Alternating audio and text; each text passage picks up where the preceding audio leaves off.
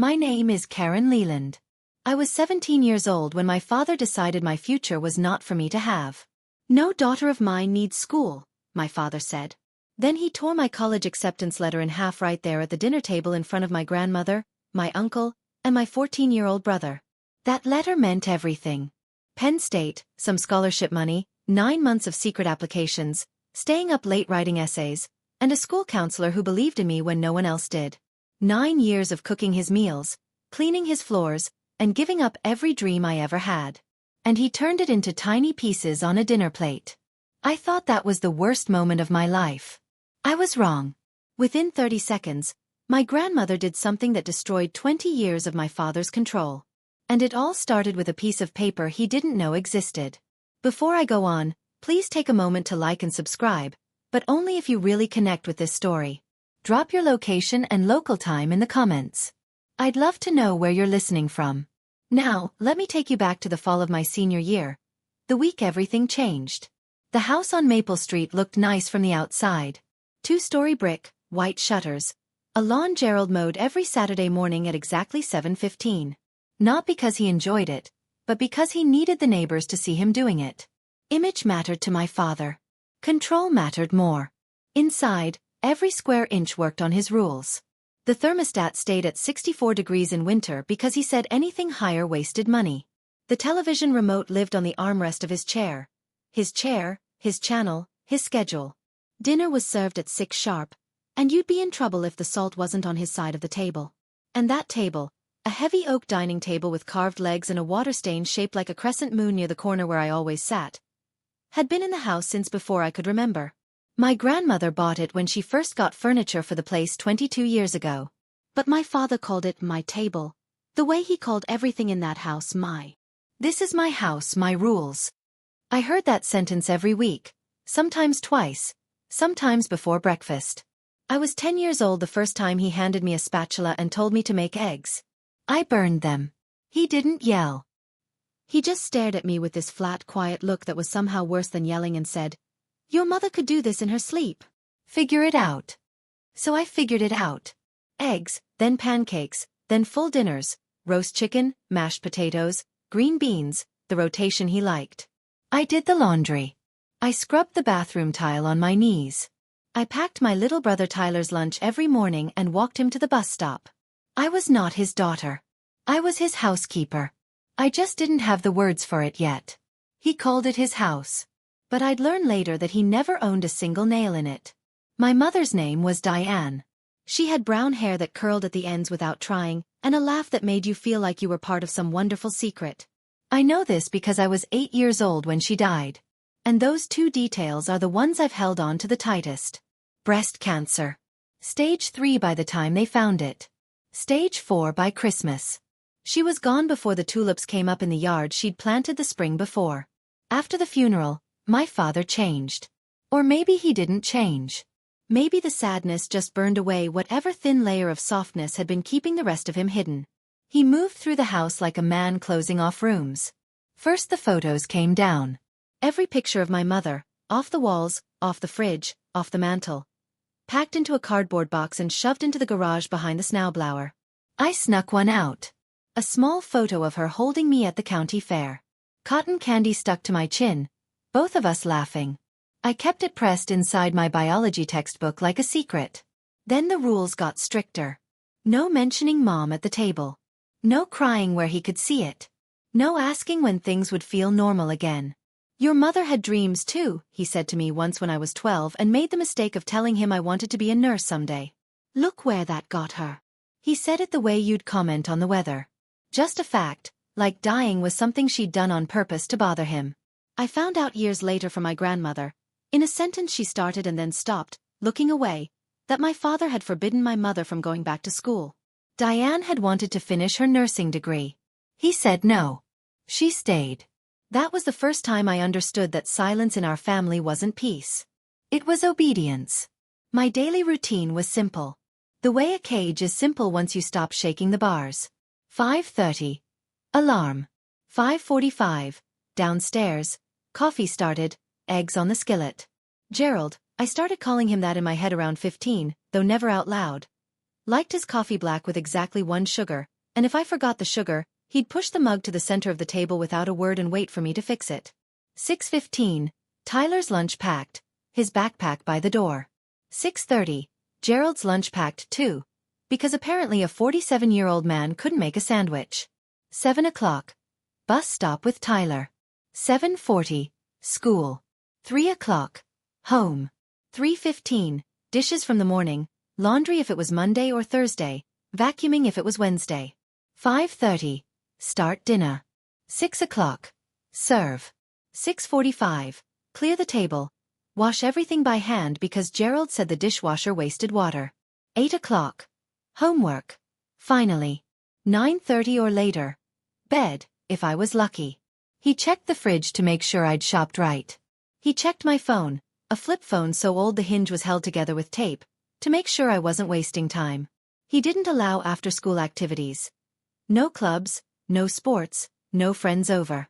You've got responsibilities, he'd say, like I was 40 with a mortgage instead of 17 with a geometry test. I know what you're thinking. Why didn't I leave? I was 17. I had $11 in a mason jar under my bed. I couldn't sign a lease, open a bank account, or enroll myself in school without a guardian. My Uncle Russell was too scared of Gerald to take me in. And if I fought back, if I made noise, Gerald had one threat that silenced everything. Keep it up and I'll make sure your grandmother never sees you again. She was the only person left who made me feel like a person. So I stayed quiet. I stayed useful. I stayed. But that September, something arrived in the mail that changed everything, and it almost didn't reach me. Here's something Gerald didn't know. I applied to college. Not openly, not proudly. In secret, like a crime. It started with Mrs. Margaret Herr, my school counselor, a no-nonsense woman in her mid-50s with reading glasses on a beaded chain and a file cabinet she called the vault. She'd noticed things. The way I flinched when someone raised their voice in the hallway, the way I never stayed after school, never signed up for anything, always rushed home like I had a timer ticking down in my blood. One afternoon in January of my junior year, she asked me to stay for a minute. She closed her door and she said, "Karen, what do you want to do with your life?" No one had asked me that ever. She helped me with everything. SAT prep books she lent from her own shelf. Application fee waivers. Essay drafts written during lunch in her office. The door closed, my handwriting shaking.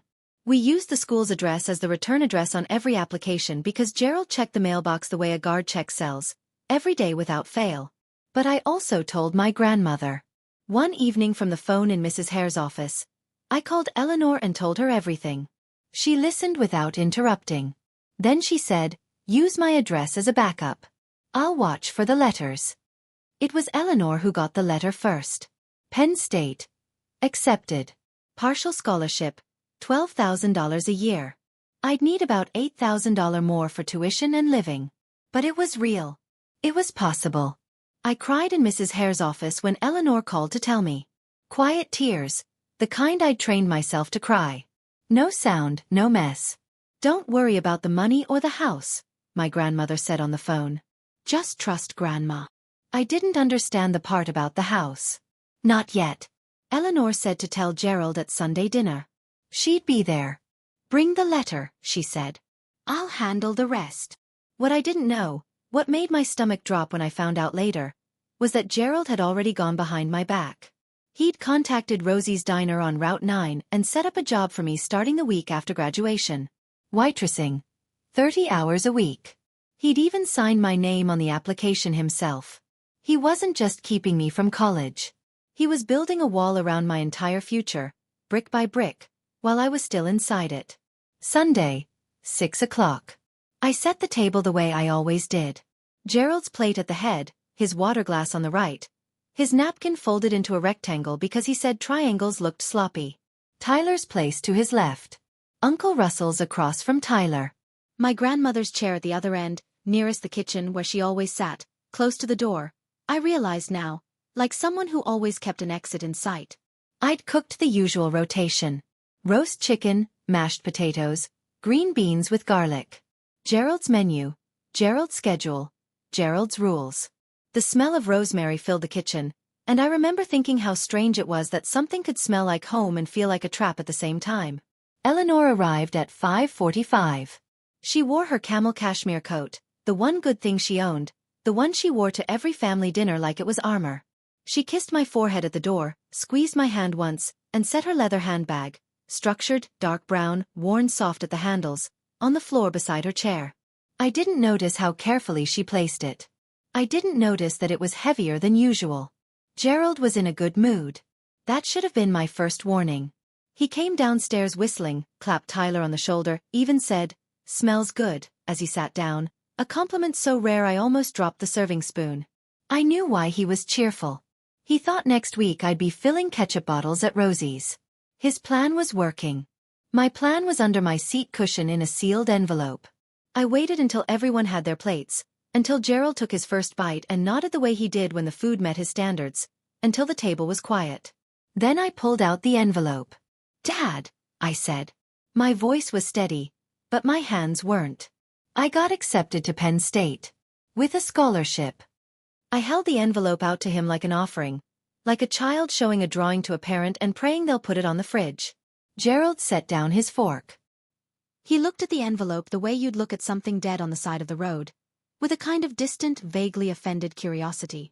He took it, pulled the letter out, read it slowly, his eyes tracking left to right, his jaw tightening with each line. Then his face went red. Not angry red. Darker. The red of something that had been pressurized too long. He tore the letter in half. The sound, that clean, sharp rip, cut through the kitchen louder than any shout. He tore it again. 4 pieces. Then he dropped them onto his plate, right next to the chicken bones and the smear of mashed potatoes. "No daughter of mine needs an education," he said, not yelling. Worse. Level, absolute, like he was reading a rule off a wall. "You're staying right here." He looked around the table, at Tyler who stared at his plate. At Russell, who suddenly found his green beans fascinating. At Eleanor, who hadn't moved. "Nobody encourages this nonsense," Gerald said. "She's got a job at Rosie's starting next month. That's the end of it." I looked down at the pieces of my letter. 9 months of work. The late nights in Mrs. Hare's office. The essay I'd rewritten 11 times. The SAT I studied for using a prep book with someone else's notes in the margins. All of it sitting on a dinner plate, soaking in gravy. Then Gerald leaned back in his chair and said the thing I will never forget. "Your mother had the same stupid ideas. Wanted to go back to school. Be a nurse." He picked up his fork again. "And where is she now?" The table went silent. Even the clock on the wall seemed to hold its breath. He turned my mother's death into a weapon. Again. I wanted to cry, but I knew. The way you know fire is hot, the way you know ice is cold, that crying in front of Gerald meant losing. So I swallowed it. I sat there with my hands flat on my lap and I swallowed it whole. Gerald wasn't done. He turned to my grandmother. She was sitting perfectly still at the end of the table, her hands resting on either side of her plate, her face unreadable. "This is your doing, isn't it?" he said, pointing his fork at her. Filling her head with ideas. "You've always coddled her. Just like you coddled Diane." He said my mother's name like it tasted sour. "And look how that turned out." Eleanor said nothing. "Clear the table, Karen," Gerald said without looking at me. "Now. This conversation is over." I stood up. Reflex. 9 years of muscle memory carrying me toward the sink before my brain could catch up. My hands were already reaching for his plate when I heard my grandmother's voice. "Sit down, Karen." Quiet. Not loud. But something in it stopped me cold. A firmness I'd never heard from her before. Like a door locking from the inside. Gerald's eyes snapped to Eleanor. "Ma, stay out of this. This is my house, my daughter, my decision." Uncle Russell shifted in his seat. "Gerald, maybe we should talk about this." "You don't get a vote either," Gerald cut in without breaking eye contact with Eleanor. Then he turned back to me. "And while we're at it, I called Penn State on Thursday. Tried to withdraw your application myself. Told them I was your father, your guardian." His lip curled. "They said they needed your signature. Some policy nonsense." He leaned forward. "So you're going to sign that withdrawal form tonight? Right here at this table. In front of everyone." That was his real plan. Not just the letter. He wanted me to kill my own future with my own hand. Witnessed by my own family. A public execution of the only dream I had left. My grandmother sat still for exactly 30 seconds. I know because I was counting. 30 seconds is longer than you think when the only sound is a clock ticking and your own heartbeat and the faint scrape of Gerald's fork against porcelain. Because he had actually gone back to eating, that confident that he'd won. 1 Mississippi. The refrigerator hummed. 10 Mississippi. Tyler stared at the torn pieces of my letter like he was trying to put them back together with his. 20 Mississippi. Uncle Russell's hand was wrapped around his water glass so tight his knuckles were white. 30. My grandmother set her napkin down. She folded it, neat, precise, placed it to the right of her plate the way she always did, like even this small act deserved dignity. Then she pushed her chair back and stood up. She moved slowly, not frail, deliberate. She walked to the coat closet by the front door and took out her camel cashmere coat. She put it on one arm at a time and buttoned it at the waist with steady hands. Gerald looked up from his plate. Where are you going? Dinner's not over. Eleanor walked back to the table. She stood behind her chair. She looked at my father, not through him, not past him, but directly at him. The way you look at someone you finally stopped making excuses for. And she said 2 words. Pack her bags. Gerald laughed. A big laugh. A real laugh. The kind that comes from the belly and fills a room. The laugh of a man who believes the world is organized exactly the way he arranged it. Pack her bags, he said, still grinning. And send her where? With what money? My grandmother didn't answer. She reached down, unclasped her leather handbag, and pulled out a stack of papers held together with a single staple. What she put on the table next was the reason my father had been living like a king in a castle that was never his. It was a deed. A property deed, notarized, stamped, filed with the county recorder's office. Every line crisp, every signature verified, and at the top in black ink that 22 years hadn't faded, one name, Eleanor M. Leland. Sole owner. Not Gerald. Not Gerald and Eleanor. Not the Leland Family Trust. Just her. One name, one woman, one signature. This house has been in my name since 2002, Eleanor said. Her voice didn't waver. I bought it with your father's life insurance money and my savings after he passed. I let you live here rent-free because you were grieving and you had 2 children who needed a roof. She paused. But I never, not once, signed this house over to you, Gerald. There is no transfer. There is no agreement. The deed is mine. Has always been mine. Gerald's smile collapsed. Not all at once. It went in stages. Like a building losing floors. First the corners of his mouth, then the light in his eyes, then his entire posture, sinking an inch in the chair he'd been sitting in like a throne. He looked at the deed. He looked at Eleanor. Then he forced out a laugh. Smaller this time, thinner. The laugh of a man looking for the punchline. So what, he said. You're going to kick me out? Your own son? I'm giving you a choice, Eleanor said. Karen goes to Penn State this fall with my financial support. You let her go. You support her, and you keep living here. She tilted her chin slightly. Or you fight this, and I call my attorney tonight. Uncle Russell leaned forward and picked up the deed, reading it. His eyebrows climbed his forehead. He set it down without a word, but the look he gave Gerald was one I'd never seen from him before, something between shock and a quiet, long-overdue recognition. Tyler's mouth was open. He was looking at me, then at Eleanor, then back at me, like he was watching the world rearrange itself. And me? I sat there staring at that piece of paper, and one thought repeated itself over and over. 20 years. He told us this was his house. He made every rule, controlled every corner, decided who ate, who spoke, who mattered. All of it built on a lie he never bothered to verify. Gerald's face cycled through something I'd never seen before. Confusion, then fury, then a hard, brittle composure, like a man patching a cracked wall with his bare hands. He pushed the deed to the side of the table. You think a piece of paper scares me, he said. I've been maintaining this house for 20 years. 20. I paid the electric, the water, the gas. I fixed the roof when it leaked. I replaced the furnace in 2019. He jabbed his finger against the table. I put my sweat into these walls. You think any court would just hand it to you? He was reaching. I could see it. He was building a case the way he built everything. Loud and fast, hoping no one would check the foundation. Eleanor didn't respond. She stood there in her cashmere coat, hands clasped in front of her, and let him talk. "And even if the house is yours, Ma," Gerald spread his hands wide like he was being reasonable, like this was all just a misunderstanding between adults. "I'll fight it. I'll get a lawyer. You really want to drag your own family to court?" That was his card. Guilt. The same tool he'd used on me for 9 years, on my mother before that. Probably on Eleanor before that. The threat wasn't legal. It was emotional. "You'll be the one who broke this family." Then he turned to me. His voice dropped, low, almost gentle, the way a trap sounds when it's being set. "Tell your grandmother to stop this circus, Karen. You know this is your home. You want to destroy this family over a school?" He wanted me to choose. Family or future. Loyalty or freedom. The same impossible choice he'd been forcing on every woman in his life for as long as I could remember. My grandmother didn't argue. She didn't raise her voice. She reached into her handbag again. It was a flip phone, old, silver, small. Almost identical to the one Gerald had given me, the one he tracked and monitored.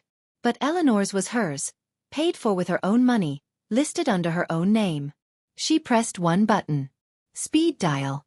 The kitchen was so quiet I could hear the tiny ringing through the speaker. 1 ring. 2 rings. Then a click. "Hello, David. It's Eleanor Leland." Her voice was conversational, almost pleasant, like she was confirming a lunch reservation. "I need you to begin the process we discussed." "Yes, the 30-day notice." A pause. "Yes, tonight." Another pause. "Thank you, David. I appreciate it." 40 seconds. She closed the phone and slipped it back into her handbag. Gerald stared at her. The laugh was gone. The bluster was gone. What was left was something raw. The look of a man hearing a sound he can't identify in the dark. "You're bluffing," he said. But his voice cracked on the second word. "Gerald," Eleanor said, and for the first time, I heard something almost like sadness in her tone. Not for herself but for him. For the version of her son she'd spent 20 years hoping would show up. "I have never bluffed a day in my life. You have 30 days, or you let Karen go to college." She picked up her handbag. "Choose." "Let me explain something." David Mercer was Eleanor's real estate attorney. She hadn't called him on impulse. She'd consulted him 2 weeks earlier, right after Gerald had ripped up the first piece of mail from Penn State, an orientation packet, right in front of me at breakfast without a second thought. That was when Eleanor began preparing the paperwork. The eviction documents were already drafted. She was just waiting for Gerald to cross the last line. He crossed it with confetti on a dinner plate.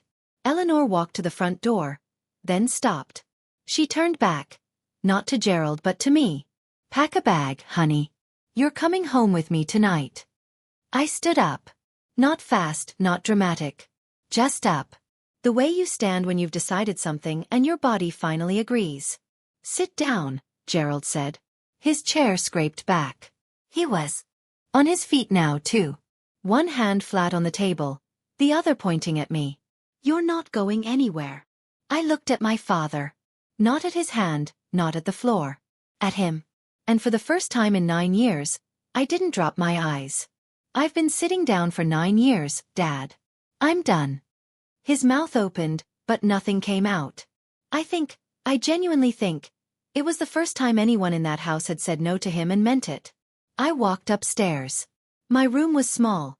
The smallest bedroom, the one with the window that didn't lock properly and the ceiling stained shaped like a boot. My backpack, a faded JanSport I'd had since freshman year, was already half packed. Mrs. Her had told me months ago to keep a go bag ready. "Just in case," she'd said. At the time I thought she was being dramatic. She wasn't. I grabbed it. Clothes, toothbrush, the SAT prep book, my journal. Then I reached into my biology textbook and pulled out the photo of my mother at the county fair. Cotton candy, laughter, a version of my life that cancer and Gerald had erased. I slipped it into my jacket pocket, against my heart. Tyler was standing in the hallway. 14 years old, still in his baseball jersey, his eyes red. "Karen." I pulled him into a hug. He was almost my height now.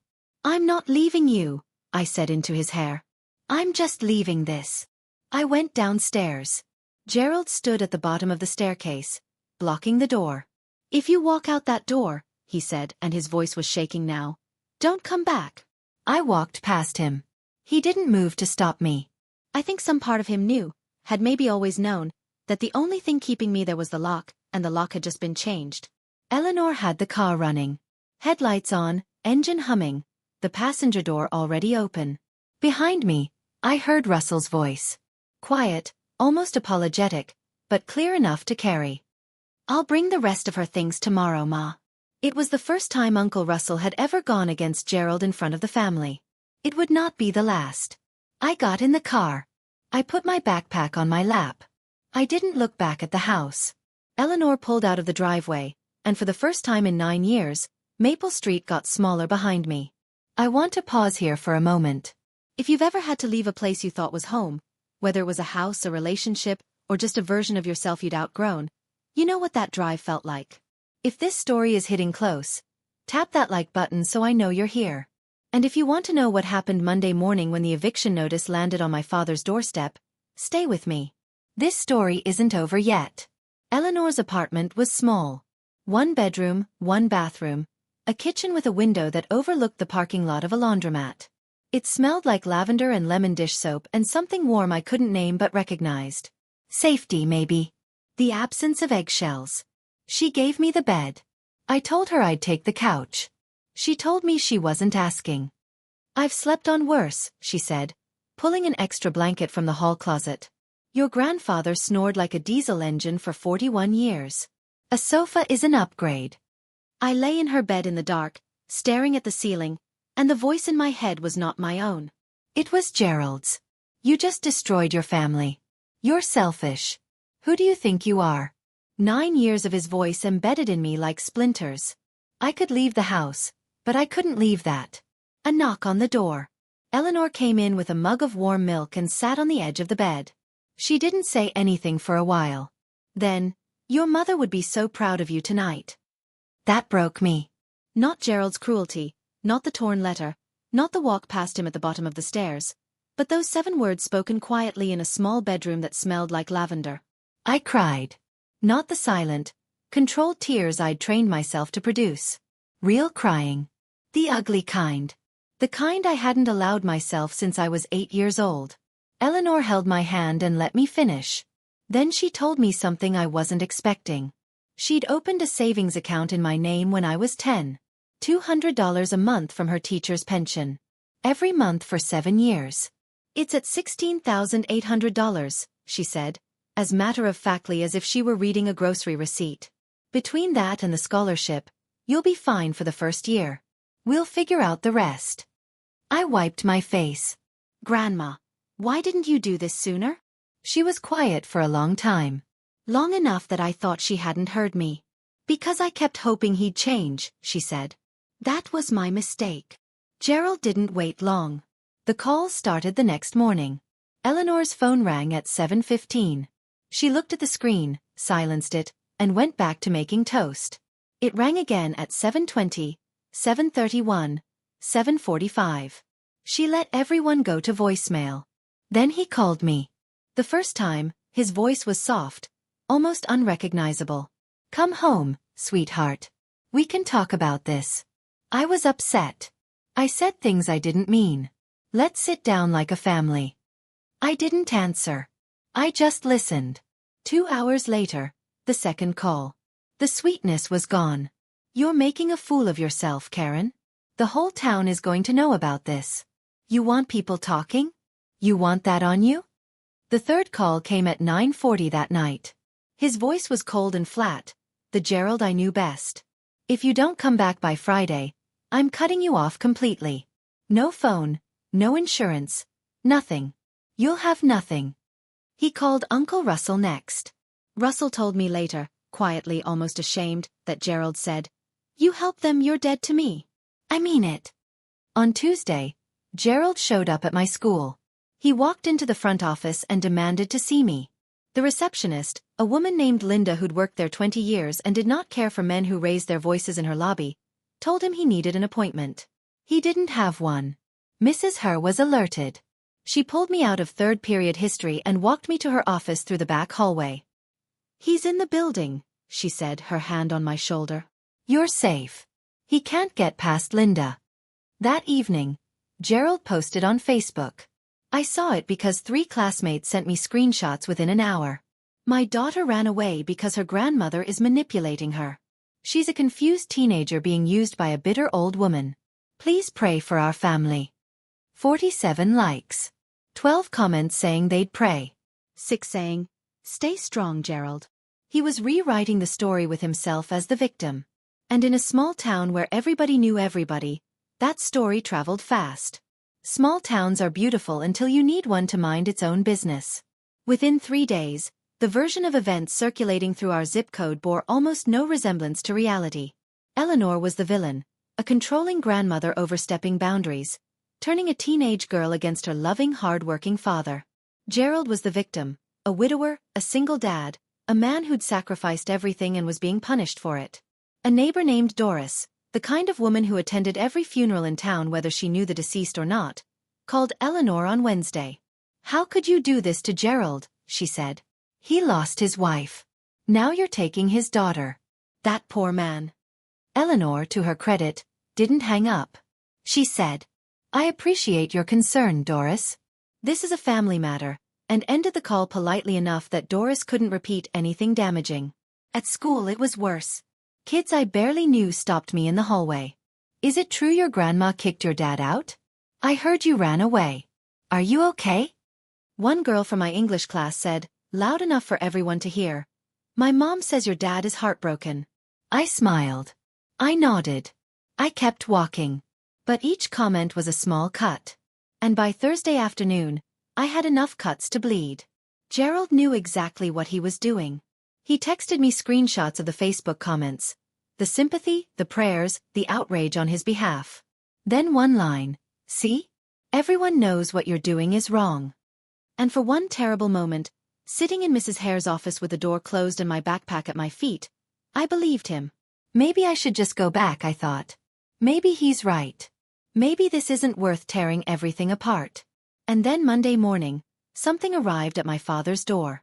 The process server was a man named Phil who drove a gray Honda Civic and had the emotional range of a filing cabinet. He knocked at 8:15 in the morning.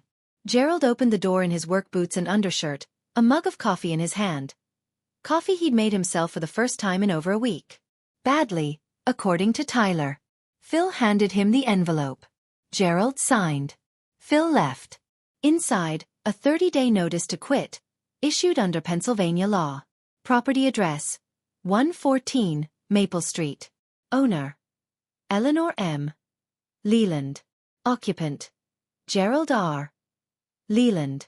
The notice told Gerald that he had 30 days to leave the home or face a formal eviction action filed with the court. It was real. It was legal. It was happening. Gerald called Eleanor immediately. I know because I was sitting at her kitchen table eating cereal when her phone rang and she put it on speaker. "You can't do this to your own son." His voice came through distorted, the way sound warps when someone is screaming into a small microphone. "I gave you a choice, Gerald," Eleanor said. She was holding her coffee with both hands, looking out the window at the laundromat parking lot. "You made yours." She hung up. Gerald went looking for a lawyer. In a town our size, the options were limited. The first attorney he called, a woman named Janet Polk, declined. Conflict of interest. She'd already consulted with Eleanor on a separate matter years ago. The second lawyer, a man 2 towns over, agreed to review the case. After looking at the deed, the tax records, and the complete absence of any lease or written agreement, he told Gerald the truth. "If the deed's in her name and there's no lease, you're a month-to-month tenant at best. She has every right to do this." That same evening, Tyler called me from his friend's phone. His voice was small and careful, the way you talk when someone is sleeping in the next room. "Dad hasn't cooked one since you left," he whispered. "He doesn't know where the plates are." That night, Eleanor and I sat on her sofa with mugs of chamomile tea, and she told me the truth. The whole truth. The version she'd been carrying for decades. "Your grandfather," she began and stopped. She took a sip, started again. "Harold was a good provider. People liked him. But behind our front door, He was a different man. He decided what I wore, where I went, who I could talk to. I wanted to teach. I had the degree. I had the certification. But he said a wife's place was in the home. She looked at her hands. I lost 15 years waiting for him to change his mind. She didn't teach until Harold died. She was 51 years old on her first day as an elementary school teacher. 51. When I saw Gerald doing the same thing to Diane, I thought I was watching a rerun of my own life. Eleanor set her mug down. I told your mother to leave, she said. I can't. He'll take the kids. Eleanor's voice thinned. She was right, probably. And then she got sick, and it didn't matter anymore. The house, she explained it plainly. After Harold died, his life insurance paid out. Not a fortune but enough. Eleanor combined it with her teaching savings and bought the house on Maple Street outright in 2002. Gerald had just lost Diane. Tyler was 5. I was 8. He needed stability, and she gave it to him. Rent-free, no questions asked. But she never transferred the deed. I told myself it was because the paperwork was complicated. She said that was a lie. The truth is I knew. I knew who Gerald was becoming, and I kept that deed because somewhere in the back of my mind I believed that one day I might need it. She was right. It just took 20 years. She reached under the sofa cushion and pulled out a manila folder. Property tax records, every year, all 22 of them. Her name on every receipt. A printout of an email from David Mercer confirming the title was clear. Then she said something that made the room go very still. There's one more thing. Your mother left you a letter. I asked about the letter. Eleanor shook her head. Not yet, sweetheart. When you're ready. I wanted to argue, but something in her face told me she'd been guarding that letter for 9 years, and she wasn't going to hand it over at 11 o'clock on a Tuesday. She'd know the right moment. She always did. So instead we prepared. David Mercer's office was above a hardware store on Main Street. He was a calm, gray-haired man in his 60s who spoke in complete sentences and kept a framed photo of his golden retriever on his desk. Not the kind of lawyer you see on television, the kind you actually need. He walked us through everything. The deed was clear. Eleanor was the sole legal owner. Gerald had no lease, no rental agreement, no written promise of any kind. Under Pennsylvania law, he was what's called a tenant at will. Someone occupying property with the owner's permission, which the owner could take away with proper notice. The 30-day notice has been served, David said. If he doesn't leave, we file for eviction with the court. A hearing will be scheduled within 10 days of filing. He looked at me. How old are you, Karen? 17. I turn 18 in July. He nodded. Your grandmother can serve as your financial sponsor for Penn State. Once you're 18, your options expand further. Mrs. Herr, meanwhile, had been working the other side. She contacted Penn State's admissions office to confirm my acceptance was still active. Gerald hadn't managed to withdraw it because they required my signature, which he didn't have. The financial aid office walked us through the numbers. Eleanor's savings plus the scholarship covered year 1, with room to apply for additional aid. Mrs. Herr helped me file a FAFSA with a dependency override, supported by a letter she wrote herself documenting my home situation. For the first time, my future wasn't a dream someone could tear up at a dinner table. It was a file, a folder, signatures, stamps, and numbers that added up. For the first time, I wasn't asking for permission. I was filing paperwork. Gerald did not go quietly. He found a lawyer, a man named Craig Weiss from a town 40 minutes away, the kind of attorney who took cases on contingency and asked questions later. Within a week, Weiss filed a response to the eviction. Gerald claimed adverse possession and cited a verbal agreement in which Eleanor had allegedly promised to transfer the house upon his retirement. There was no such agreement. Eleanor told David Mercer this with the same calm she applied to everything. I never said that. Not once, not ever. But Gerald wasn't relying on truth. He was relying on delay and intimidation. 2 things he'd been perfecting his entire life. Weiss sent a letter to Eleanor suggesting she was being unduly influenced by her granddaughter. The letter used the phrase, potential elder exploitation, and hinted that Gerald might contact the Department of Aging if Eleanor didn't reconsider. So Gerald did exactly that. He called the county's area agency on aging and reported that his 72-year-old mother was being financially manipulated by a minor. A caseworker came to Eleanor's apartment on a Thursday afternoon. Her name was Beth, and she was thorough. She interviewed Eleanor alone for 45 minutes. She reviewed the deed, the bank records, the correspondence with David Mercer. She asked Eleanor 3 times in 3 different ways whether she was being pressured by anyone. Eleanor answered each time the same way. I am of sound mind. I have my own attorney, and I am making this decision freely. Beth closed the case the same day. The report read, "No evidence of exploitation. Client is alert, oriented, and represented by counsel." That Friday night, Gerald showed up at Eleanor's apartment at 11 o'clock. He pounded on the door hard enough to rattle the chain lock. "You're going to regret this, Ma," he shouted. "Both of you." Eleanor called the police. They arrived in 9 minutes. Gerald was escorted to his truck and given a verbal warning. A report was filed, incident number and all. He drove away. I stood in the hallway behind Eleanor, my hand on the wall, and told myself the truth. He wasn't fighting for his family. He was fighting for control, and he was losing it. But there was something Gerald didn't know. Something my grandmother had been carrying for 9 years. Tyler called on a Saturday morning, whispering so fast I had to ask him to slow down twice. "I found something," he said. "In Dad's desk. The bottom drawer, the one he keeps locked. He left the key in his jacket and I looked." What Tyler found was a manila folder. Inside it, every piece of college mail that had ever been sent to me. Not just the Penn State acceptance. There were letters from Temple University, a brochure from the University of Pittsburgh, an SAT score report I'd never seen.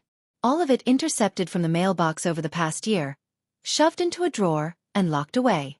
My father hadn't made a rash decision at a dinner table. He'd been systematically erasing my future for months. Tyler took photos with his friend's phone and sent them to me. I sat on Eleanor's couch and scrolled through image after image. Envelopes with my name on them, opened, read, and hidden by the man who was supposed to protect me. And then at the bottom of the folder, Tyler found something else. A congratulations card addressed to me, postmarked 8 years ago.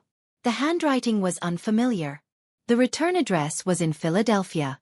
It was from my Aunt Patricia, my mother's sister. The woman Gerald told me wanted nothing to do with us after the funeral. The woman he said had moved on and forgotten about you. She'd written, "Karen, honey, congratulations on starting high school. Your mama would be so proud. I think about you every single day. Love, Aunt Patty." 8 years. He'd kept her from me for 8 years. "I don't want to be like him, Karen," Tyler said, and his voice broke on my name. Gerald did not leave the house. 30 days came and went. He stayed on Maple Street like a man who believed that stubbornness was the same as a legal right. So Eleanor and David Mercer filed for formal eviction with the court, and a hearing was scheduled for a Tuesday morning 3 weeks later. The courtroom, if you could call it that, was a small room in the municipal building off Route 6. Fluorescent lights, wood-paneled walls, an American flag in the corner that leaned slightly to the left. 5 rows of wooden benches for spectators. A raised desk for the judge. No jury. Just people and paper. Gerald sat on the left side with Craig Weiss. He was wearing a dress shirt, light blue, ironed, the first time I'd ever seen him in anything but flannel or a work polo. Khaki pants with a sharp crease. But his work boots peeked out beneath the cuffs, scuffed and familiar. And somehow that detail made me sadder than anything. Eleanor sat on the right with David Mercer. She wore a navy blazer over a white blouse. Her silver hair in a low bun. Her posture the kind of straight that comes from decades of standing in front of a classroom. She looked like exactly what she was, a retired teacher who had done her homework. I sat in the first row behind Eleanor. My hands were in my lap. My backpack was at my feet. Behind us, Uncle Russell, who had driven 40 minutes to be there. A few faces I recognized from town. People who'd seen the Facebook post, heard the gossip, and come to watch. The court clerk, a young woman with a laptop, recorded everything. The room was small, but it had an audience. And audiences change the way people behave, or in Gerald's case, the way they reveal themselves. Judge Morrison entered. A woman in her early 60s, silver reading glasses, no nonsense. She sat down, opened the file and said, "Let's begin." Craig Weiss went first. He spoke quickly, building Gerald's case like a man stacking cards on a windy day. Gerald had maintained the property for 2 decades. Gerald had paid utilities. Gerald had invested significant sweat equity into the home. There was, Weiss argued, an implied agreement that Eleanor would eventually transfer ownership. Judge Morrison listened. She did not interrupt. She took notes.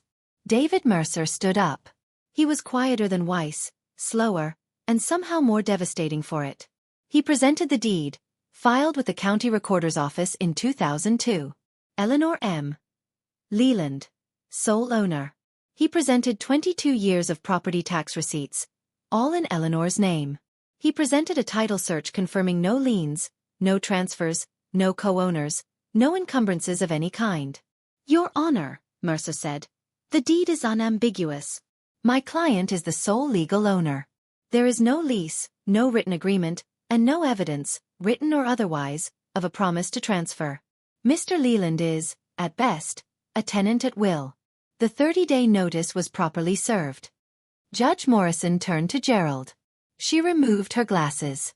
"Mr. Leland," she said, "can you present any written document, a lease, a contract, a letter, anything at all, that shows your mother agreed to transfer ownership or grant you a permanent right to reside in this property?"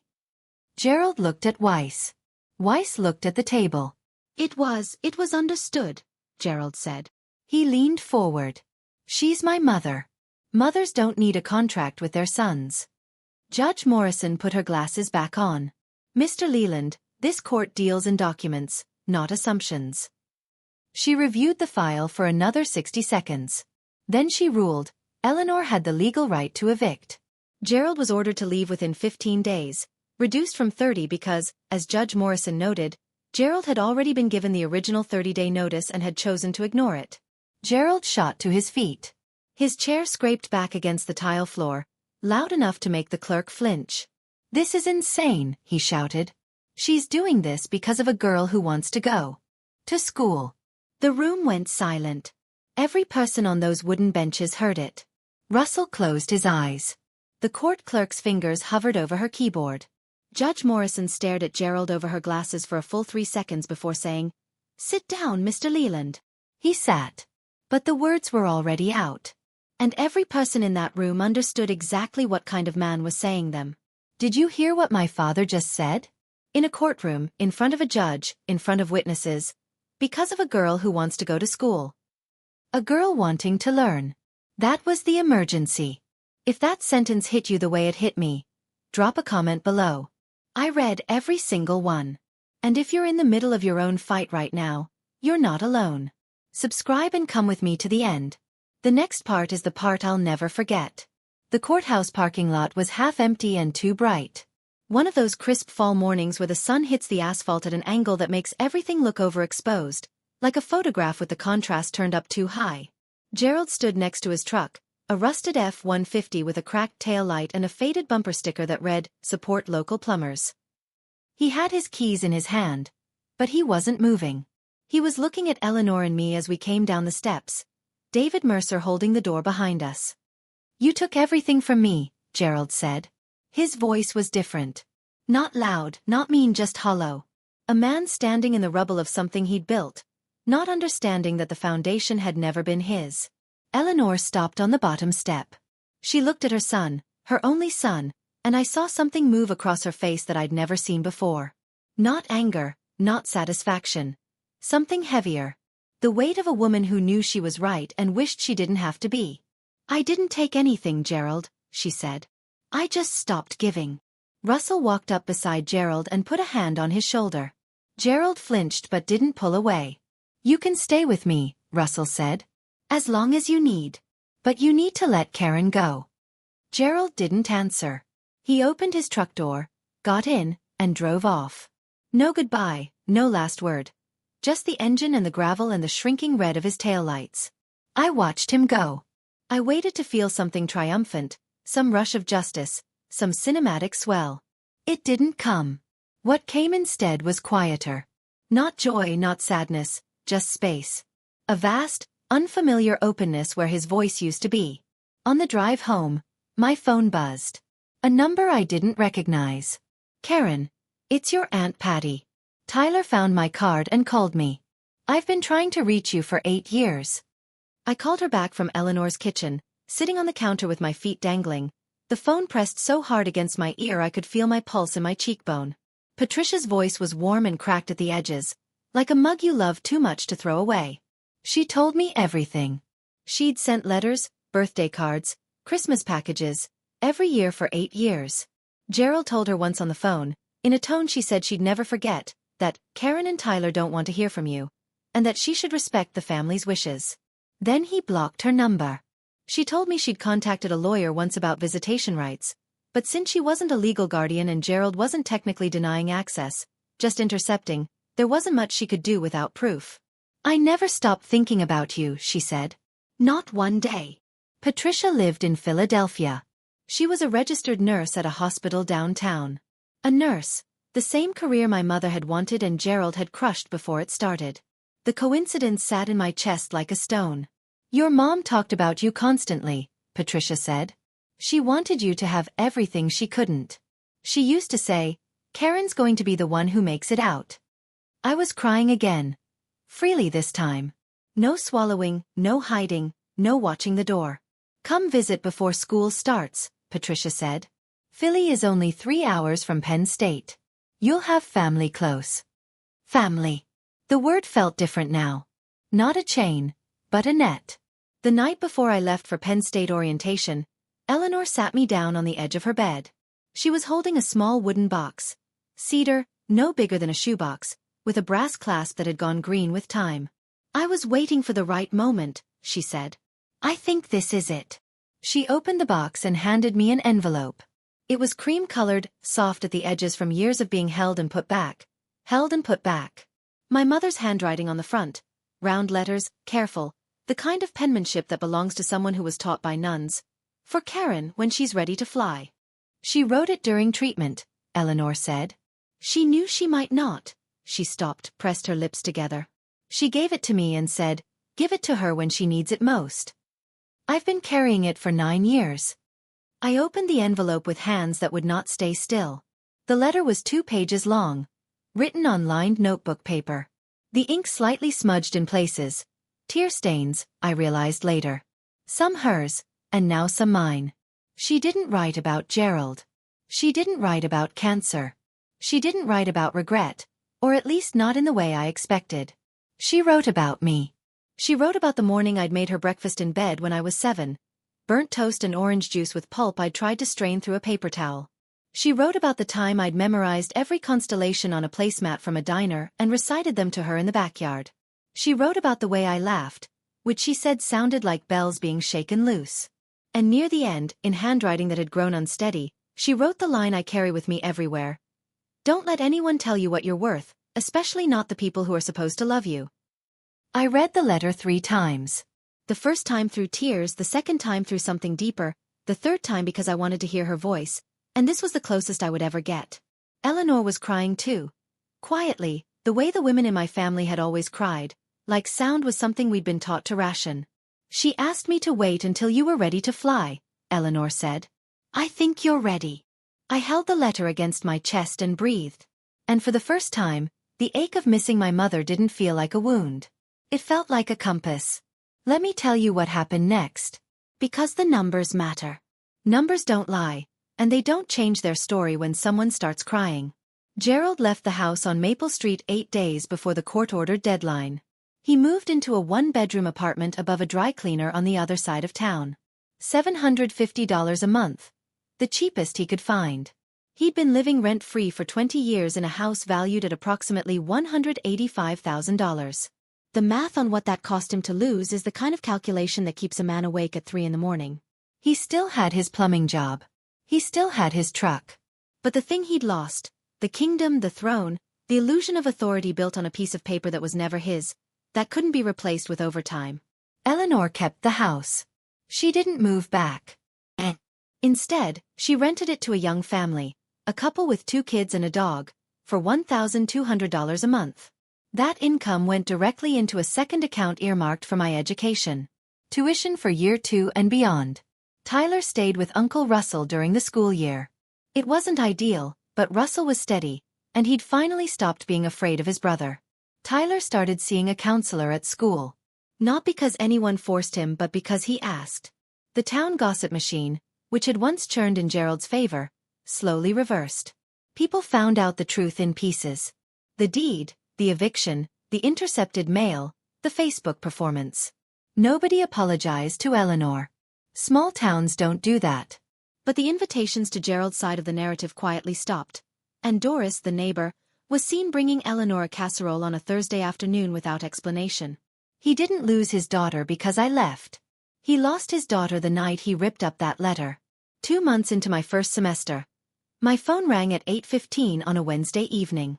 I was in my dorm room. Textbooks spread across my bed. A half-eaten bag of pretzels on the nightstand. The number was Gerald's. I almost didn't answer. But something in me, not forgiveness, not obligation, something I still don't have a word for, made me pick up.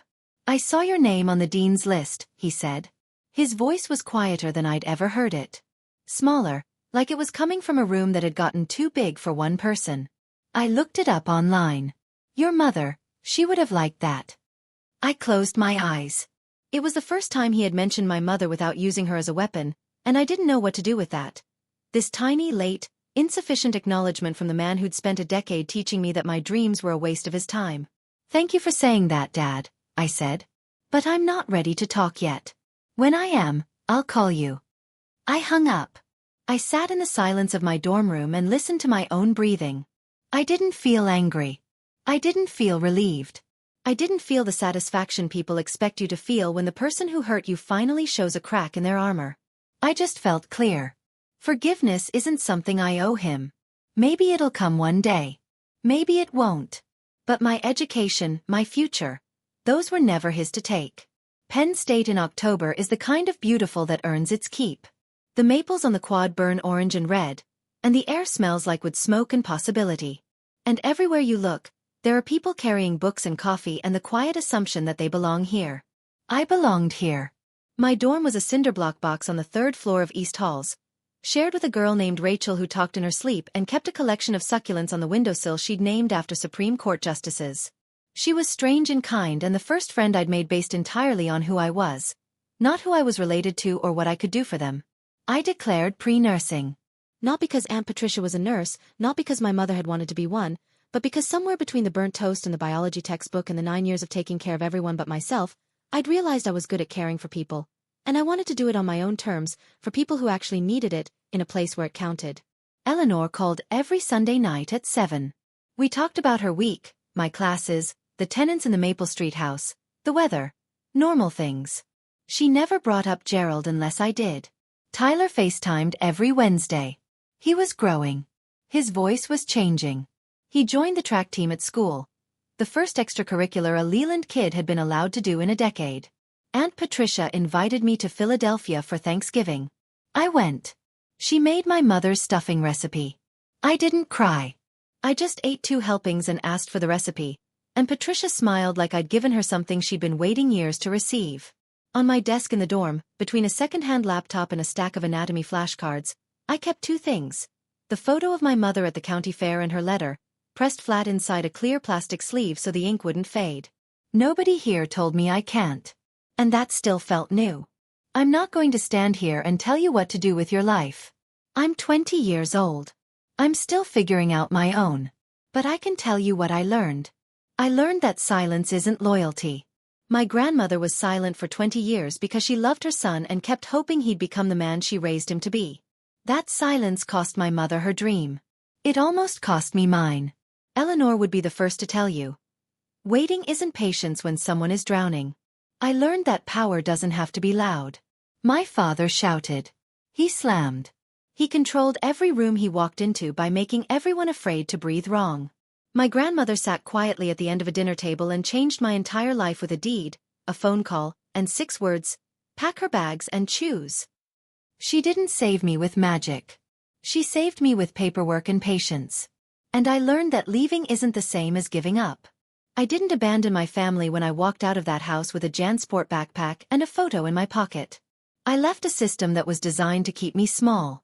And the moment I stepped outside, I started growing. If you're in a house where your dreams get torn up at the dinner table, I hope you find your Eleanor. Or maybe you are someone's Eleanor. And if you are, don't wait as long as she did. That's my story.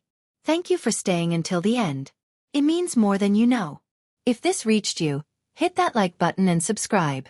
Turn on notifications so you don't miss the next one. I want to hear your story. Drop it in the comments or send me a message. Every story matters, especially the ones that almost didn't get told. And if you want to hear another one, check the link in the description. There's a story there that's been waiting for you.